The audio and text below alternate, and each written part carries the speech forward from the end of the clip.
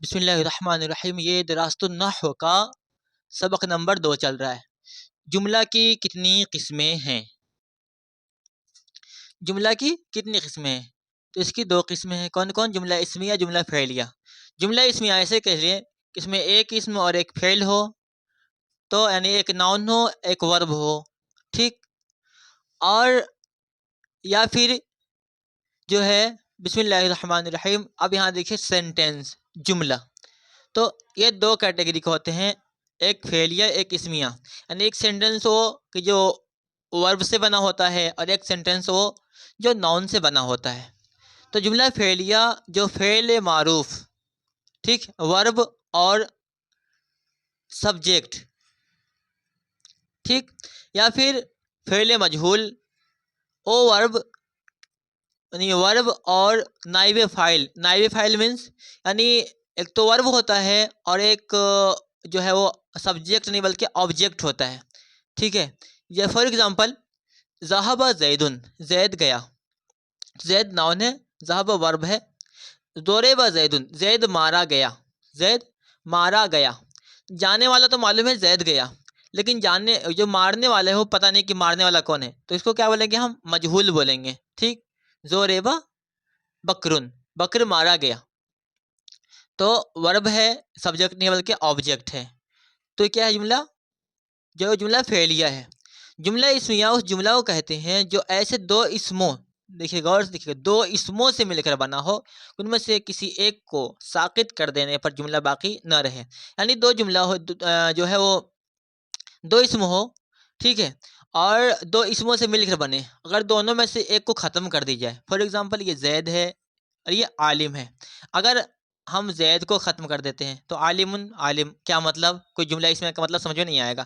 عالمن اگر ہم زید کو ختم کر دیتے ہیں یا پھر صرف جو ہے ہم عالم کو ختم کر دیتے ہیں، صرف زید باقی رکھتے ہیں، تو بھی ہمیں معنی سمجھ میں نہیں آئے گا۔ تو زید عالم، زید عالم ہے، ان میں سے ایک کو مسند الیہ مبتدا اور جو مسند ہو اس کو خبر کہتے ہیں۔ مسند الیہ کسے کہتے ہیں؟ یعنی جس کی طرف کسی چیز کی نسبت کی جائے، فار ایگزامپل کہ میرا موبائل خوبصورت ہے، ٹھیک، تو جو ہے موبائل خوبصورت ہے، موبائل کے بارے میں کہا جا رہا ہے کہ موبائل خوبصورت ہے، موبائل بہت اچھا ہے، تو موبائل کو ہم کیا بولیں گے؟ مسند الیہ بولیں گے، یعنی اس کے بارے میں ہم بتا رہے ہیں کہ یہ کیسا ہے، اور خوبصورت کو مسند بولیں گے، ٹھیک ہے۔ یہ تو یہی سمجھ میں آ گیا۔ زید عالم، زید یعنی زید کے بارے میں بتایا جا رہا ہے کہ یہ عالم ہے، تو زید کیا ہوگا؟ ہم زید کو کیا کہیں گے؟ مسند الیہ کہیں گے۔ اس کو ہم کر رہے ہیں کس طرف؟ اس طرف کر رہے ہیں، ٹھیک ہے نا۔ اس کو ہم نشان لگا دیتے ہیں ایسے، ٹھیک۔ تو یہ جا رہا ہے کہاں؟ اس کے طرف، تو یہ جا رہا ہے، تو یہ محتاج ہے اس کا، تو اس کو ہم مسند بولیں گے، یعنی یہ سہارا لے گا اس کا، زید عالم ہے، تو یہ کیا ہوگا؟ مبتدا، یعنی جو مسند الیہ ہوگا جس کے بارے میں کہا جائے گا وہ مسند الیہ ہوگا، وہ مبتدا ہوگا، تو زید مبتدا ہے، اور جو مسند ہو یعنی عالم، تو اس کو کیا بولیں گے؟ مسند بولیں گے، اور مسند مینس اس کی خبر، تو اس کو خبر کہتے ہیں۔ خبر کبھی جملہ فعلیہ اور کبھی جملہ اسمیہ ہوتا ہے، ٹھیک۔ خبر جیسے زید مبتدا، اس کی ہم ترکیب کیا کریں گے؟ زید مبتدا، یذهب جاتا ہے، ٹھیک، زید گو، زید جاتا ہے، تو اب کیا ہوا؟ کیا کر رہے؟ خبر کبھی جملہ فعلیہ ہوتا ہے، یعنی یہ مبتدا، مبتدا نا، اور یہ